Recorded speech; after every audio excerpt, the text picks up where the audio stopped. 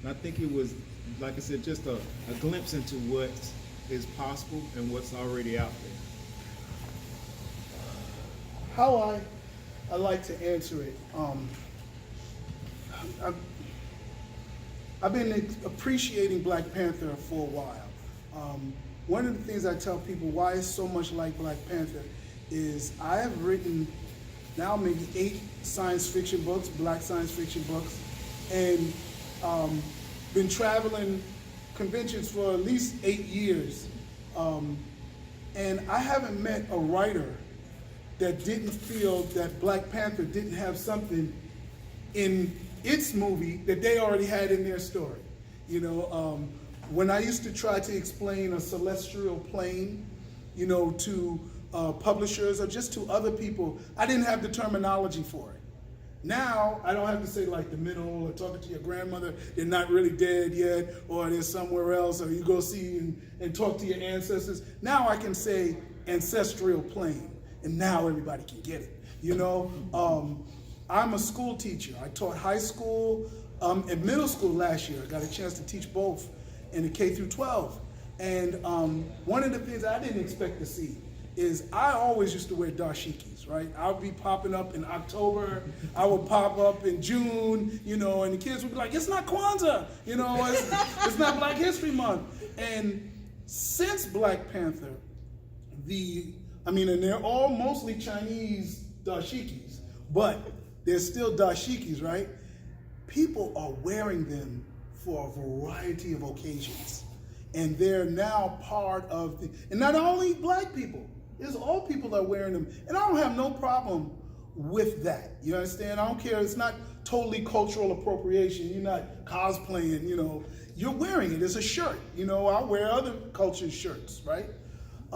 So that's something that I did not expect, how that would be normal. Because Black Panther was really cool. They were like, you know, the Deltas are going to see Black Panther. Everybody get all dressed up in your African clothes, you know? And they were going to do it. So I'm like, wow, you know, I know people their first time wearing an African outfit or article was either at a wedding or at a Kwanzaa event or another Black History event. So for Black Panther to be that one that introduced people to it, I saw a Black Panther food festival. Amazing.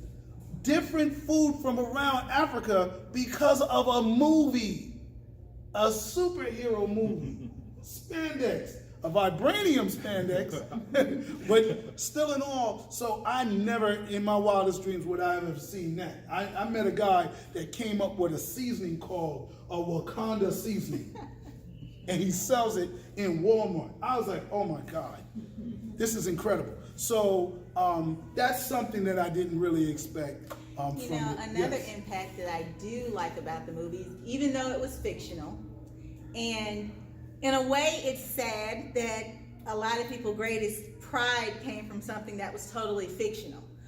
But the beautiful thing about it, it made people research African history. Because a lot of us, we don't know our history. Some people think Black people fell out of the sky as slaves. Right. So it was I think a lot of people went back to look at ancient African cultures and even recent African cultures and see how Africa was really a beautiful, dominant place. And if you look through history, you know that it couldn't even be penetrated by Europe for like thousands and thousands of years, but no one ever speaks about that.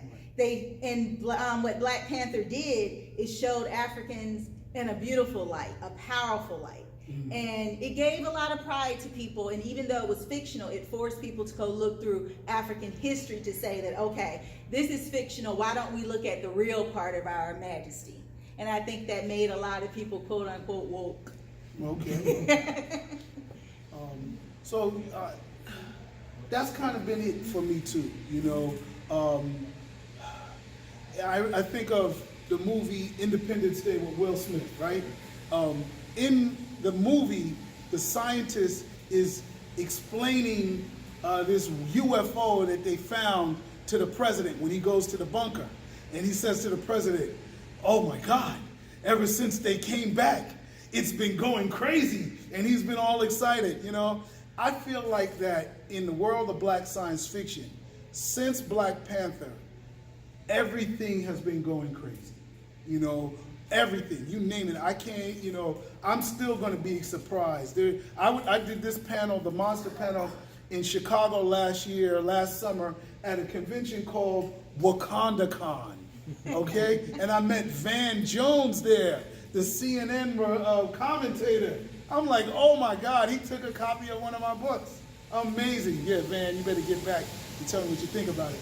But anyway, so now, we talk about the impact of Black Panther, right, in the world of Black science fiction, right? So Black Panther included, but now let's include like everything else that's been going on in the world of science fiction, right? In 2019, what do you see kind of in the world of sci-fi that intrigues you the most, that you're most interested in? I know you run a site. It may be something that you see a pattern amongst other creators. Of course, you deal mostly with Black and people of color creators. Maybe there's something that you see that's going on. I'm gonna let Jarvis go first. Okay, I think, And don't forget the mic. all right, I have to project here. Yes. I think I'm really excited with the fact that the average person is now open to science fiction, where before it was just us nerds and our nerdy friends that knew about Spider-Man and the Hulk and Superman and all these people. Now this is at the forefront of the entire cultural lexicon. And another reason why I like it is because science fiction, according to, I think his name was Isaac Asimov, science fiction is, today's science fiction is tomorrow's science fact. Right. Something that's science fiction now will eventually be an actual thing in the future. And the examples of that are the cell phone from Star Trek. That was a communicator. Flat screen TVs on Star Trek. The 3D printers. Now, I actually have a 3D printer lab at Tennessee State University. And so it's kind of opening the eyes and plugging the pieces together in terms of potential and things that actually become actual products. Electric cars and what is it? My Echo Dot or my Google Mini. This is like, these are all things were scientific concepts and stories decades ago, and now they're real items that you can go purchase. Actually, I'm more excited about the comic book aspect. I have a 13-year-old son who loves comic books, and I think he wore a Spider-Man suit every day until he was 10. I literally had to make him take it off. And seeing him I think he comes on Tuesday, seeing Black Lightning, someone who looks like him, and it's like he was almost in tears, that new Spider-Man, Miles Morales. Oh. Like, for him to see himself finally represented in something that he admires so much in comics, that makes me excited.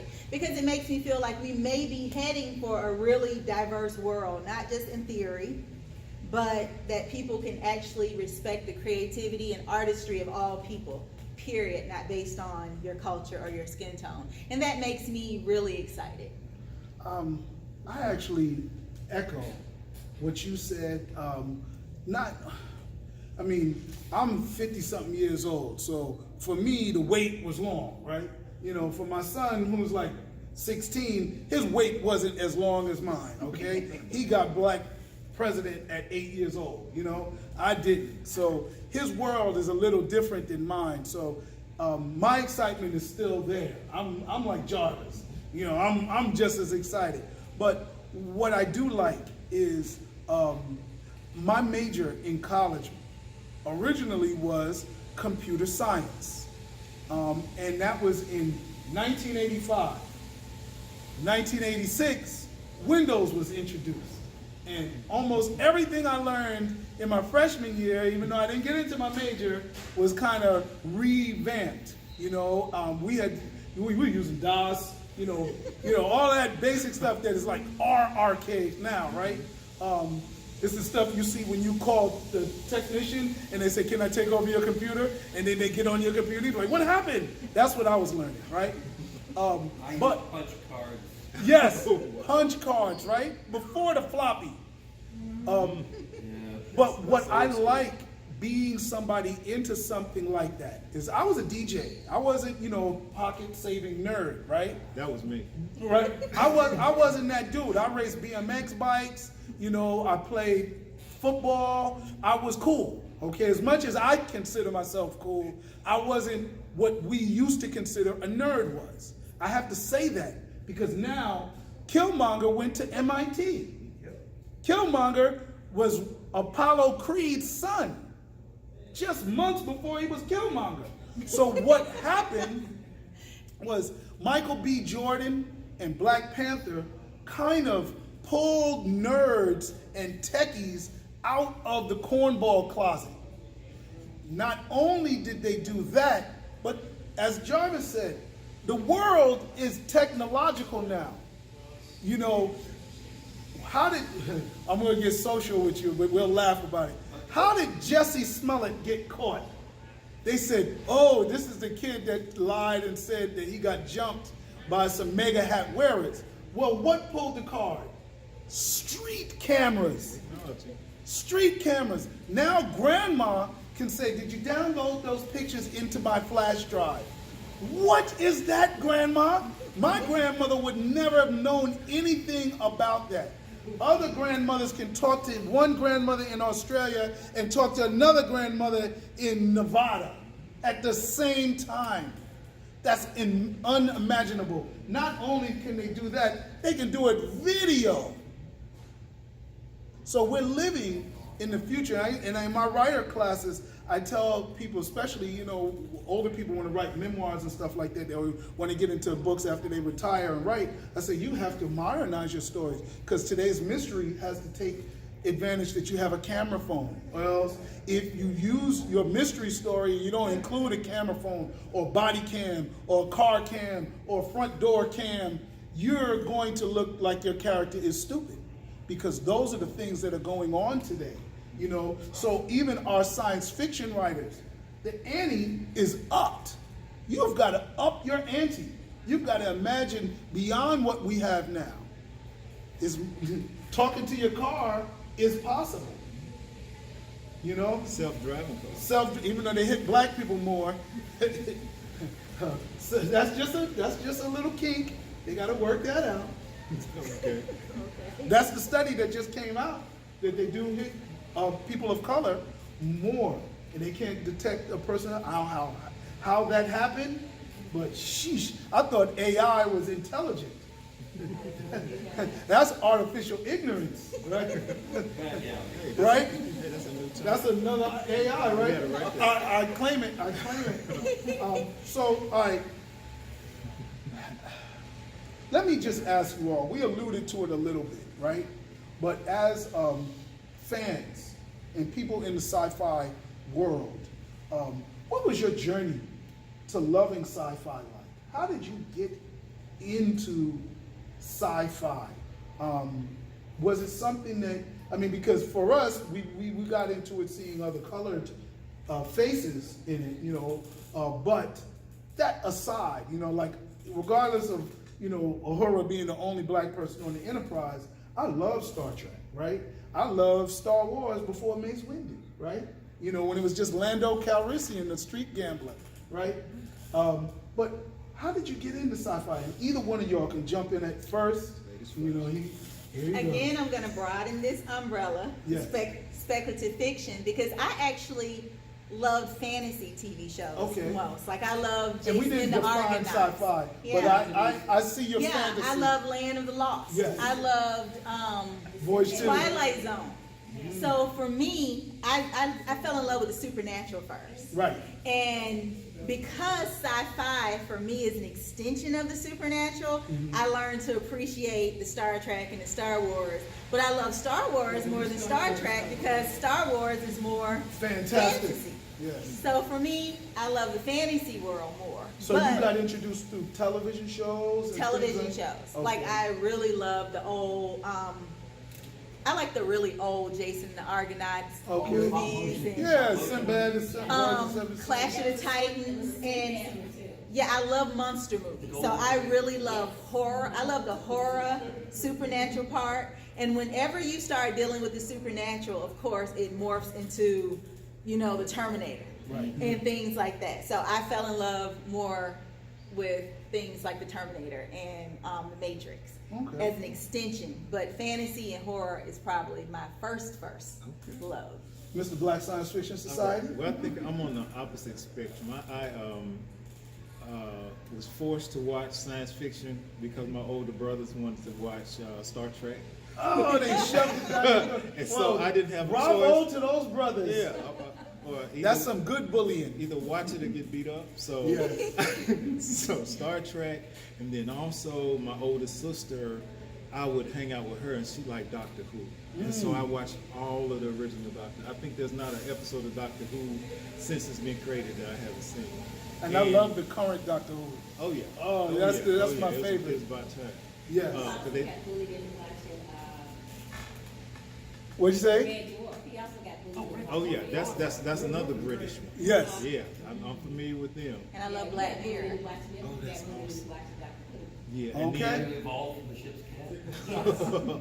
and then also I that was the intro, but then it kind of went into hyperdrive with comic books, with the X-Men and Spider-Man and Hulk and things of that nature. Me and my cousin, we didn't like reading, and so I don't know which one of our parents gave us some comic books. And then so that issue was null and void because we love reading those comic books and we trade comics. I think all our little allowance money went to went to comic books. And so those were my intros. And I think those still hold true to this day in terms of getting young people to read. I know I had to use the same strategy with my son. He's actually engineering major. He's about to be an engineering major at Purdue on a full scholarship. Oh, yeah. He Shout didn't it like from the treetop. that same kid didn't like reading, and so I gave him comic books. And so that can be a way to help these young people now enter into a better academic standing. And today I'm just still like a super nerd, man. I watch just about everything. We'll binge watch everything on Netflix, and we're like, what's next? And then we'll just watch crazy stuff that you would never want to watch, the B and C movies on Netflix because we saw all of them. Wait a minute, those are the movies that I make, right? So I've seen this movie, or at least one of them. Yes. The other one's not out. I saw Don't his worry, movie. we'll get it. We played it at movie night. It was a big hit. Okay. And wait till you see the science fiction. That was just a horror. And one of the reasons why Star Trek is, I love Star Wars too, because that second, third grade, that took it up a whole nother notch with the excitement. But with Star Trek, it shows you a future of what we could be like. And I think that's one of the only shows on television that shows the future, or movies that has the future in a positive light. Of Yeah, what all because of us everything can else do. is Walking Dead. Yeah, Walking Dead, dystopian, everything has its place. But this one is out here on its own, showing us, okay, this is what humanity could be like in the future if we all work together and get past all these little silly issues. I don't know. I like to say I'm a social activist. Sometimes I say I'm an angry black man. But I was introduced at a very young age to almost like how you were, the Fantastic Voyage. And I remember wanting, I had eczema, right? And I still have it a little bit, but I had it more severe than I have it now, right? And I like the fact that these people had to be reduced to go inside the human body, and they were going to fight the disease, and then the white blood cells attacked the ship because the ship was actually a foreign body. And I had good vision, right, before I got older. And I could always see like small things. I used to look at animals and life and things of that nature. That impacted me, right? But then I'm also very silly, right? So in addition to the Kung Fu movies that I really, really liked, I liked Japanese monster movies. My favorite, I love Godzilla, but, that even got a little silly, but I like the War of the Gargantuans. Now, I don't know if y'all remember that. I do. But they were big Sasquatch-looking monsters, and they were brothers of a split gene, and they were fighting each other. And so I've always been obsessed with ultimately like really small, you know, or really big things. And then I was also, I wasn't introduced to Dungeons and Dragons, right? But I was a role player, imaginative. I had Fisher-Price toys. And I used to have my little Fisher-Price toys set up. I used to like Planet of the Apes. And I used to make my own worlds and things going on. I'm an only child, so my imagination was like enormous. I would be babysat in isolation. You know, when I used to go to my aunt's house, it was like solitary confinement. So there were no toys. I brought my own stuff, and my parents would be back in a few hours. So, but that was my introduction to it. And I found a good use for it as a way to try out things, to escape things mostly. And that's what I use it now. I have a movie pass, and I'm going to the movies every other week. It's at least 3 times a month, right? And I don't go to bars, you know, that's not my thing, or strip clubs, whatever they say is out there. I live in Miami, so that's big down there. And also here in Atlanta, right? So I don't go to that. That's what I do with sci-fi. I use it, and I also say fantasy as well, because, you know, and then, whatever, the fantastic, you know, the speculative, you know, it includes it all, you know, because before there were so many subgenres. In the Roddenberry days, you would go to, you know, John Carter from space. That was fantasy. It wasn't so much science. It was more fantasy than anything. So at some point in the apex of both of them, they meet, right? So now, I do a presentation called The Importance of Black Sci-Fi, okay? And I've been doing it in these little nerd nights, which are like East Coast version of TED Talk. And I get up there 15 minutes, and I'm up there talking like I'm some genius and trying to provoke thought, right? But recently, I've found another plateau level for that conversation and that question. And before I tell you how I see it, I wanted to know, how do you see Black sci-fi's importance? I know you have a whole society built around it, so you probably have an answer better than mine. But I want to hear, why is it important to you?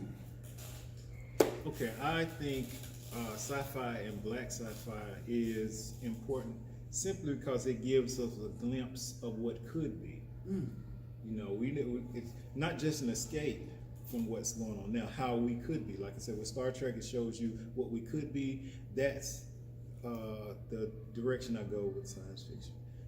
It gives us an idea of what could be, and if it's black sci-fi, is that a we as black people could be in the future, or when you say we, who are the we? When I say we, I say that includes everyone, black, white, Asian, because white people, Asian people, Spanish people need to see black people in a different light. They need to see us in roles similar to different roles, like Black Lightning or Black Panther, as opposed to just always being a sidekick, you know, or always the person that gets killed first, right, or something of that nature. It's just diversifying. Or the girl without the gifts. We need to be the girl with the gifts sometimes. Yeah, everybody needs passage. Yeah, which I've never seen. Yeah. It's just equitable. How do you see the importance of black sci-fi or fantasy? And I'm saying that as an umbrella term, but I'm including fantasy. I just think it's important just so people can see the whole spectrum of a people. Because the truth is that we're layered people, we're complex people, and we have imaginations that are big and bright and unlimited. And I think it's unfair to put anyone in boxes. So I think it's very important just to let people live to their fullest potentials, to express their full imaginations, to be whole, to say who I am completely. Because a lot of times I grew up watching TV, and people are blocked in these certain type of roles. And I think it's important to show Like my son is 13. He's a nerd. It's cool being a nerd. He likes being a nerd. All of his friends are nerds. They think it's cool being smart. And that's a good thing because when I grew up in high school in the 90s, Urkel was not cool. Right. He was Urkel. He was Urkel. You didn't know nobody named Urkel. And that was an insult to be like, that's Urkel. So, and I think it's beautiful that we don't have to, like having a 13-year-old son who doesn't have the pressure of being hard, or that I have to be a gangster, or I have to walk like this. And he's like, I'm smart, I'm gonna be richer than you one day. I love that. And I think we should be able to embrace that. And a part of speculative fiction, I'm a fantasy writer. I have a big imagination. So why should I have to write something that's not my story? And I've had friends tell me, you should write, they'll tell you, you should write nasty books. Or you should write... Romance is a big market. Oh, erotica. I'm not knocking it, but it's just not me. Like they'll say, you write that weird stuff. If you wrote a little nasty stuff or you put a little drug deal or gangster in it, people will pick that up real quick, but that's not who I am. So I think it's fair for we could be who we are freely without feeling funny about it, without feeling like we're weird or misfits. And it's normal. It should be normalized, like, oh, that's what that is, because no one ever asked a nerd white kid, why are you writing that weird stuff? Because speculative fiction is really still dominated, not only is by white men, and that's over 90% of all Be speculative careful, fiction. Captain Marvel. Oh, sorry. No, but that's even written by a white man. Right. So the thing is, and it's not even, And so was Black even Panther. for women, they don't have a big voice in speculative fiction. Yeah, but I think the doors are opening for that. As an example, I'm part of Dragon Con. As of last year, we The started, diversity track. Yeah. Oh, yeah. We started the first diversity track at Dragon Con. We had I forgot. You should have led with that. over 33 events. We had like 4 parties, 22 panels. He was on one of the panels. We was drinking diversity drinks. And so it's opening up to the LGBT, to women, to diverse ethnic, and so definitely keep that in mind too. It doesn't move as fast as we want it to, but it's changing. I actually covered the diversity track for BlackScienceFiction.com, and I will say that it was a diversity track epidemic, because diversity track was not the only track to have diversity on it. And I have been going to Dragon Con for 6 years now, and I've never seen so many diversity tracks or panels. I was like, oh my God, I couldn't even go to all of them. Not to mention the Black Panther panels, they were all over the place, but everybody was talking about the diversity in this, diversity in that, diversity in this. I mean, I went to the military sci-fi one, and they was like, there's no diversity. And they were talking about the lack of the diversity. So it was interesting. But I like what you were saying.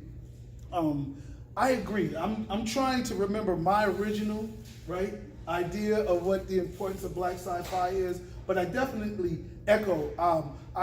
Going back to Michael B. Jordan, he's a stark contrast to Steve Urkel, who was played by Jaleel White, right? The two people, even in real life, have different energies, right? People are putting girls, tennis champions are talking about they want to date Michael B. Jordan. And nobody wanted to date Steve Urkel or Joe White. He had to take on other roles. So that's just to show you the stark contrast. However, I agree, like even what you said, Jarvis, about seeing us in the future.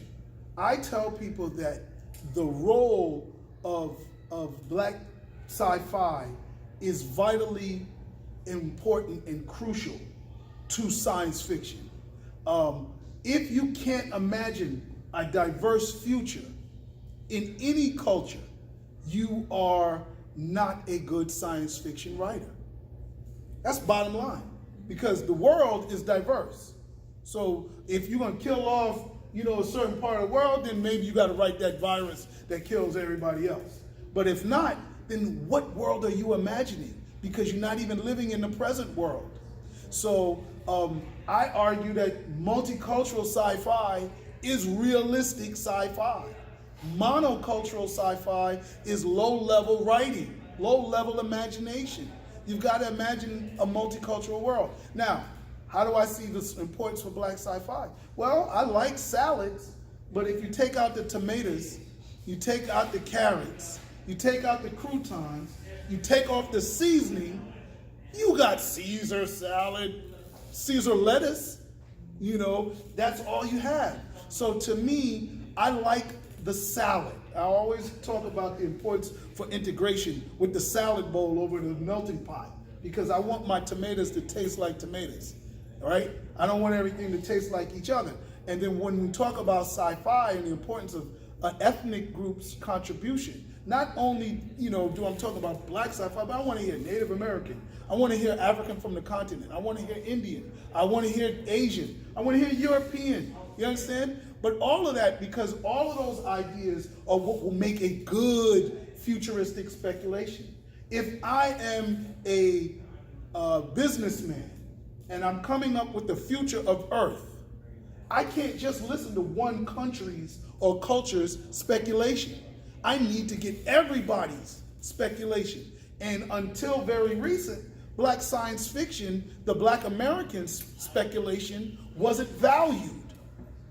So now we're factoring it in. And that makes science fiction fantasy better because of it.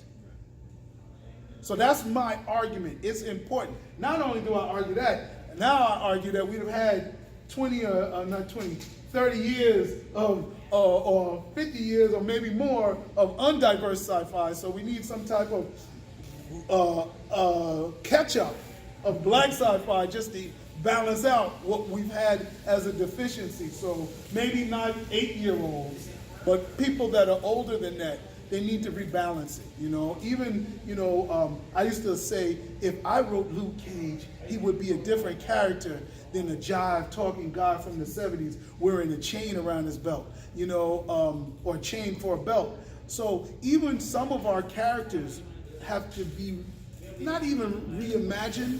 That's a kind way to say it, but they almost need to be replaced.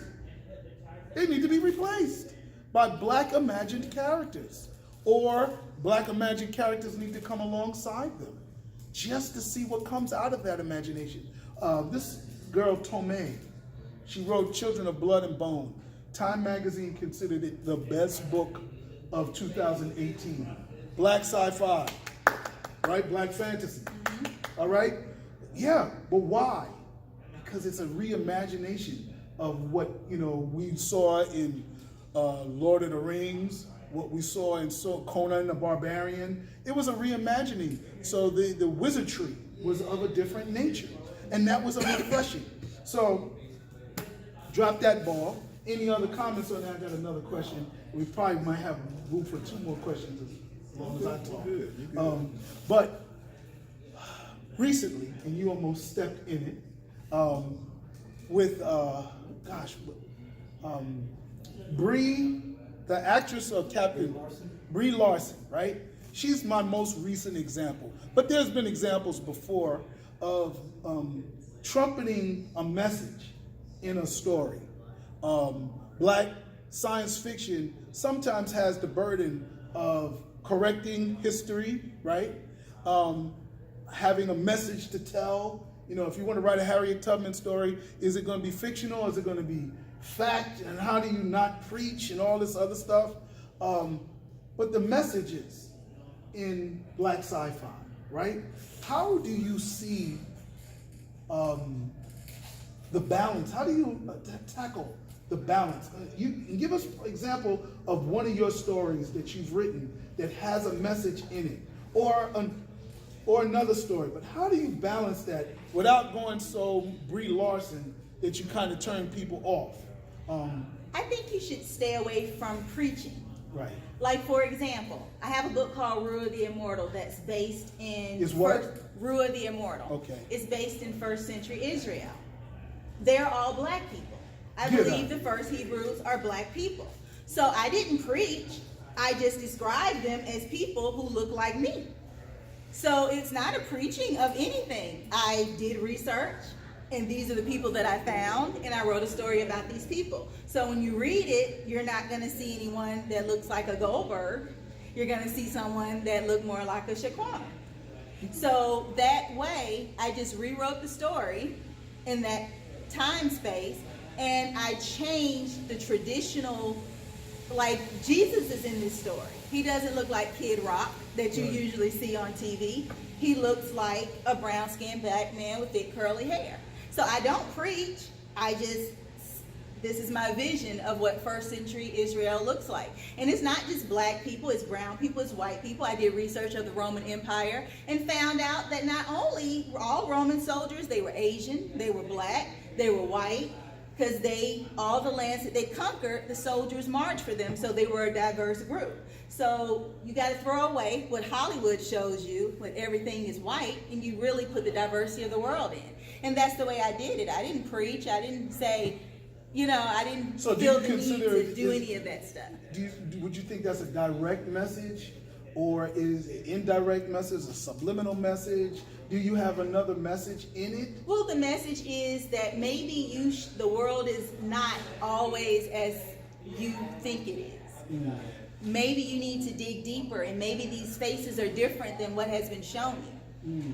And when you read it, if you are used to seeing a white Jesus, it might alarm you that he may look closer than Jarvis than he does to Donald Trump.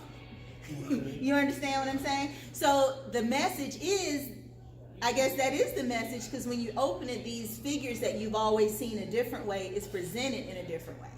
I don't explain it. I don't give a backdrop of, my research shows that these people were browner than what you don't perceive. argue for it. I don't argue about it. You take it and you could say, oh, that's a cool perspective. Or you could say, oh, okay. That's blasphemy. That's blasphemy. And it's your opinion, and buy it, and I would love to hear your opinion. Okay, on my end, I'm not so much as a writer. I've done short stories. Right, but even with you police your site. Right.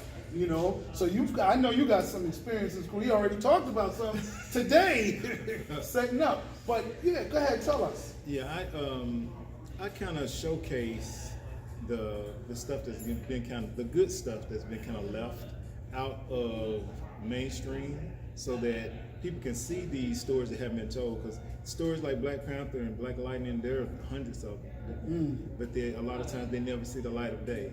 And so what I do, I corral all those in one place and share it with people, whether it's on our site, on Facebook, Twitter, in our magazine, or on our radio show. And I'm kind of like a gatekeeper. I do kind of screen out offensive stuff, whether it's coming from anybody, whatever your ethnic background is. If you're offensive, you're coming around me, you're in the wrong place. So you can post a Black Jesus on your site, but you can't come on there and say, all the other Jesuses are wrong. No, and you don't come too hard with it. No, and you don't have to diminish someone else, someone else's work to showcase yours. That's being immature. And like I said, we don't tolerate that kind of behavior on the site.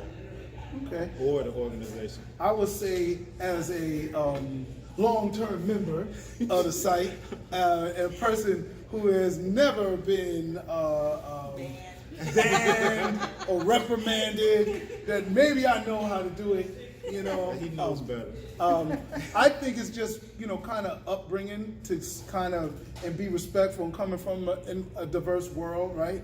And living in the world. I'm older than Facebook, so for me, I'm older than the internet, like everybody else in here, right? So I remember, possibly, I'm just gambling. It's a couple people. I don't know. No, you're not gambling. Right. So I know that there's human beings behind the text, so I always pretty prepare to meet somebody that I've texted and debated with online. Whereas some of the people, I'm like, do you actually really read what you just said? I may see you. You know what I'm saying? So it's going to be uncomfortable after you just name. Okay, we're going to go back, reel that back. But again, I use that etiquette. Now, how do I see messages? This question came to me just today. There was 4 guys from Morehouse. young students that were walking around, and they asked specifically, how do you deal with messages and not be preaching? And and that's something my son always asks me, because he'd be thinking I'm preaching all the time. And I do preach to him, but I don't preach in my stories. I go backdoor analogy. I may have a character in my story that's a preacher, like in my Harlem Shake series. The story is about an earthquake that hits a fault line in Harlem that most people don't know about. And my character, one of the characters in there, knew about it. And so he goes on a rant because he's frustrated that he knew about something that nobody else knew about. And he continues to lecture. So sometimes it takes a role of a particular character, And then there's sometimes I illuminate the unknown. Like, 10 minutes. okay, I have a story called It Happened on Negro Mountain. That sounds offensive until you learn that there's a real place called Negro Mountain. And then I use the legend and history of that place as my background. It's just like, I don't argue that your story isn't correct. I just accept that mine is correct and write from that standpoint. So I don't have to say you're not correct. Columbus in my story is a bad guy. I don't care how you celebrate him. I'm killing him in my story. If my characters get their hands on him, he's dead. And he's going to be dead on the way that they killed Nat Turner. They're going to leave his head in the Caribbean, and we're going to sail around it for years and years and years. Okay? And if I'm making that up, holy moly, I'm not. Because that's what they did to Nat Turner. So again, fictionally, I'm going to have some fun, right? I'm actually so bold that I want to write a George Washington short story and portray him as a different type of American.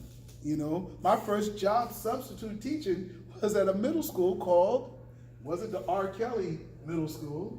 Was it the Michael Jackson Middle School? It was the Thomas Jefferson Middle School, which was damn near worse than the R. Kelly Middle School or the Michael Jackson Middle School. But anyway, so that's kind of how I deal with messages in stories. And then, sometimes if you lay out the message so good, you can actually do a nonfiction guide to the actual history and then offer people, say, challenge me. You know what I'm saying? But this isn't in the actual story, but go and find out. Like I write about Black Caesar, who was a real black pirate. I just illuminate his life and bring him to life. And then I'll direct you to find out about him. You know what I'm saying? So, Can I piggyback off you? Yes. Messages are not negative. Messages are good. It's the way that you relay the messages. Mm-hmm. Like I said, it's not supposed to be a preaching thing. It's just showing your perspective. And just because you show your perspective, again, you're not supposed to step on other people's perspective.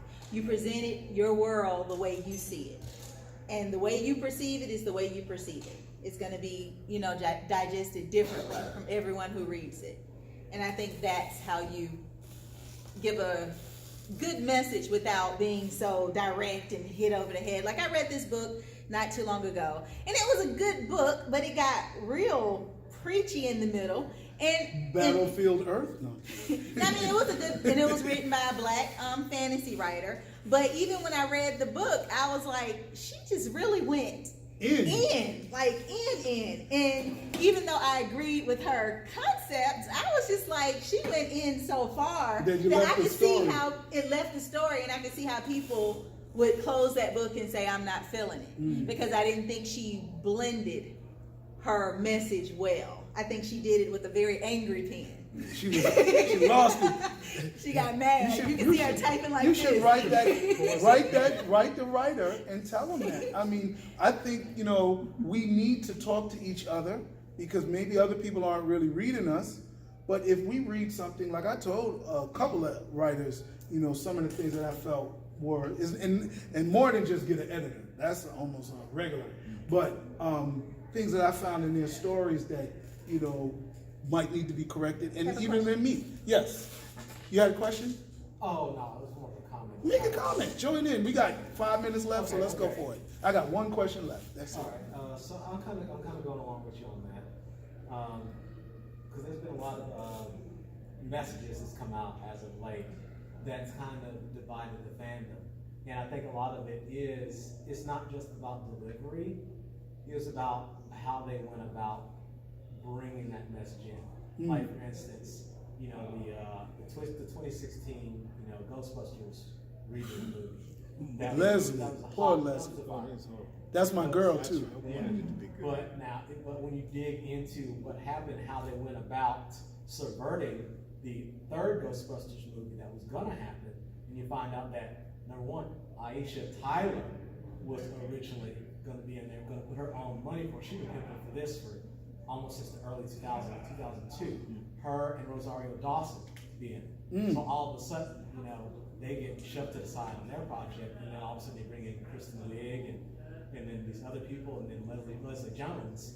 And to me, it kind of offended me because with the way that Aisha was describing her role, she was going to be kind of the Egon Spengler of the group, to try to get away from being put out there as a clowning character. You know, and then, like I said, you saw what they did with it. So I couldn't go out and see the movie just on the principle how they went about, you know, undercutting the other Ghostbusters and making sure it never happened, and then how they did the casting for it too. I just didn't like the execution of the story. I was like, God, Leslie, you know, I understand we all need jobs, but sheesh, everybody else is a scientist and you a toll collector, you know, and not even an underground engineer that maybe lost the college funding, but you now self-taught. That would have been beautiful, you know. It's like Finn being a space janitor. Wait a minute, Finn, you should know the Death Stars better than everybody else. But that's in the writing. And so Yeah, that's what I'm saying. No, I just feel bad for Leslie and then for the brand for it to die because of that. Right, I agree with that. Any other comments, questions? Well, then my last question would be for all of us. We're writing about the future, and we're assisting people who write and create. But what do we think the future is going to be? Say Black Sci-fi. What's coming next? We got Black Panther. We know his sister, she's going to have her movie. So, okay, we got those. But I can't believe some of the things that I already see coming, you know, but let's try to imagine like the furthest thing you could imagine, you know, good or bad. What's something that you know, take a second, you know, and just imagine something, whether it is like BET is going to do an Expanse type series. And be like, oh my God, Black entertainment television is doing a sci-fi, fantasy. No, what would you see? What's something in the industry, right? The science fiction fantasy industry. What could you see that's coming or imagine? Okay. Speculate. Okay, so I'm gonna be a little self-serving on this one. Loud. We have our movie Earth Squadron being picked up by a big brand and given a multi-million-dollar Hulu or something like that. Yes, deal that we have a short story that was turned into a full script. Okay. And we've been working on a 3D film called Earth Squadron. It's basically if you take Independence Day and smash it together with X-Men. Okay. And the cast is completely diverse. So taking that from a 3D realm as just a 3D movie and making that into a full multi-million-dollar movie or series. So I would love to see that. Of course, I would love to see all my books and movies. But in like the comic book realm, I would love them to do a movie about Storm. Oh. And a good movie that focuses about Storm, because I love X-Men and they never, I don't think they do Storm right. She's like a super powerful character, and she was a traitor in the last one. Right. And the one before that, it's like Halle Berry to me, shouldn't even been cast for Storm. She doesn't even look like. Let's not hurt Halle Berry. I love Halle. She's like one of my favorite people, but she didn't represent Storm. Okay. And I think and that's the thing of colorism to me in Hollywood. because Will Storm, Smith playing being yeah, Serena's because father. Storm is a dark-skinned black woman, and I think a dark-skinned black woman, that's a stark contrast. in Well, I skin think her and skin hair. complexion is crucial to her Yeah, character. that is crucial to her character, and I thought they could have used Angela Bassett. They just needed that was the whole shocking thing about the way she looked. In the comics, though, Storm has a very checkered past. Very checkered past. Okay. Which made her interesting Yeah, character. I know about her past, but I think that'll make her a cool character. And if they actually did it and did it right and made her a full headlining, that'd be a great movie. It'd be a Well, great I movie. don't really have anything unimaginable. I tried to imagine. I can't really think of it because there's so much that I already know that's going on. I applaud what Black Science Fiction Society is doing, and I see so many things going on. But I do, like for me, I created a fictional group in my series of Black survivalists, and I would love for there to be a group of Black survivalists in the world. I have an L. Ron Hubbard complex, meaning I want to write fiction so well that people believe it's fact. That's how I want to do it. So if I could put anything out there, I want to do that. And not as another militia. I'm just talking about preparation and surviving the nuclear blast or earthquake, something like that, a biological pandemic, right? So that's what I'm looking forward to. But either way, I want to thank you. This has been so enjoyable. I cut up everybody's from the head up. That's all we got on video. But at least we got the audio. So somewhere in the future, I can play with it and make it sensible. But I thank my panelists, and I thank you all for attending. And thank you, everybody that coordinated this convention. Thanks for coming. Thank you for having us. Stop by my table. I have bookmarkers right now. All right, that was fun. Yeah. Fun.